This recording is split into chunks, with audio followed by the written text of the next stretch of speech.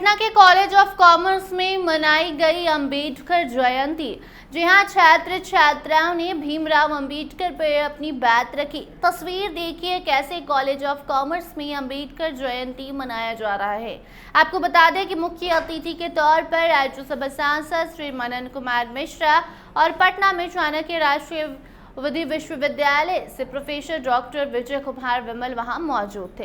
College का principal professor doctor Indrajit प्रसाद रॉय के नेतृत्व में ये भव्य कार्यक्रम आयोजित किया गया।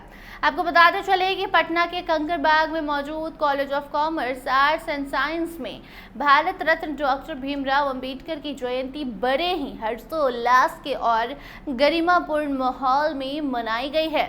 इस अवसर पर कॉलेज परिसर को आकर्षक ढंग से सजाया भी गया था।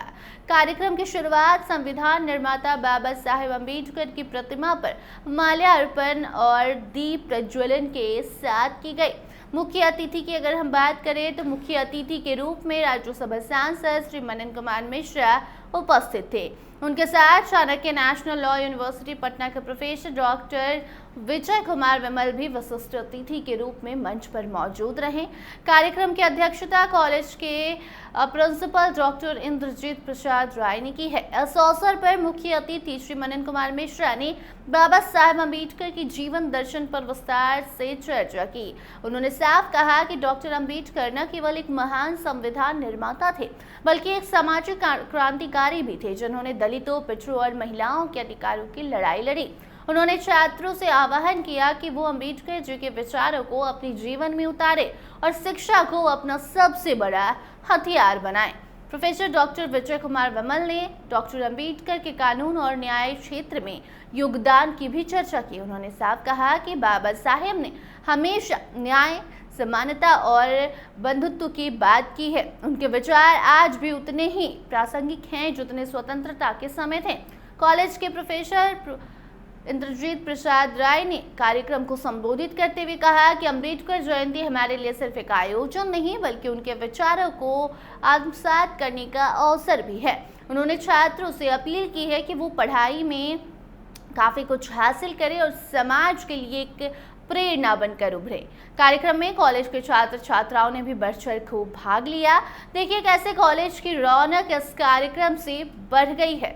Barrister by profession, first law minister of independent India, orator, writer, philosopher, thinker, and many more roles in his life. He was the first PhD holder in economics in South Asia. His economic expertise has played a very important role in the establishment of Reserve Bank of India. Baba Sahib was the first Indian who raised his voice for universal adult franchise. He was not only against the caste discrimination, but also against the gender discrimination. Imagine a girl being married at the age with no escape.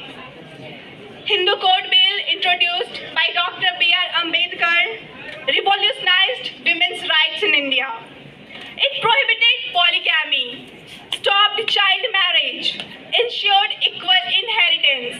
विभाग से आए हुए हमारे प्राचार्य और महाविद्यालय के हमारे भाई बहन, आज मैं आप सभी के सामने बाबा साहिब का संविधान और आने वाले समय में उसकी प्रासंगिकता पर अपने विचार प्रस्तुत करना चाहती हूँ।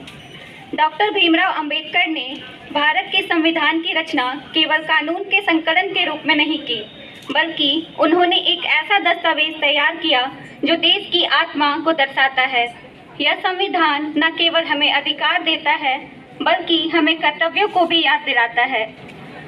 बाबा साहेब का सपना था कि एक ऐसा भारत जहां सबको बराबरी का दर्जा मिले, चाहे वो किसी भी जाति, धर्म, वर्ग या लिंग से हो।